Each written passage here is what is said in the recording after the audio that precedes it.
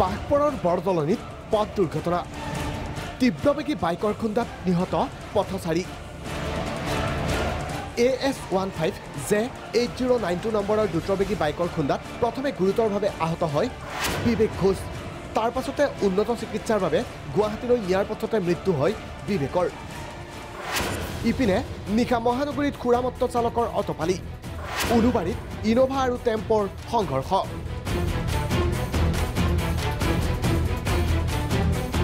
দুৰ্ঘটনা সংঘটিত কৰি ঘটনাস্থলীৰ পৰা পলায়ন খুৰামত্ত ইনোভাৰ চালক আৰক্ষীয়ে অৱশেষত খেদি খেদি গাড়ীসহ আটক কৰে চালকক আহত দুইজনক GMCHত ভৰ্তি আনপিনে বহিৰাজ্যত দুৰ্ঘটনাত গুৰুতৰভাৱে আহত চৰাইদেউৰ যুৱক কৰ্মসূত্ৰে বাংগালুৰুত থকা বৰহাটৰ দীপাংকৰ দে গুৰুতৰভাৱে আহত হয় বাছ দুৰ্ঘটনাত দুয়োটা কিডনীয়ে বিকল হৈ পৰিছে দীপাংকৰৰ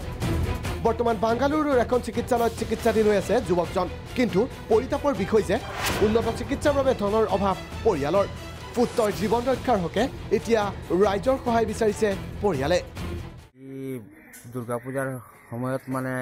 চেন্নাইলৈ গৈছিলে কামলে তাত বাছৰ দুৰ্ঘটনাত তাৰ মানে এক্সিডেণ্ট হ'ল এতিয়া বৰ্তমান বেংগালুৰু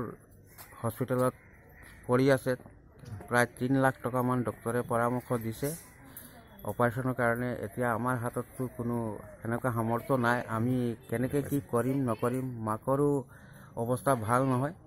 মাও বিচৰণ পৰি আছে এতিয়া ৰাইজে যদি সহায় সহযোগ কৰি যদি মোক সুখী কৰে তেনেহ'লে ৰাইজৰ ওচৰত অনুৰোধ থাকিল ব্যুৰ' ৰিপৰ্ট প্ৰাগ নিউজ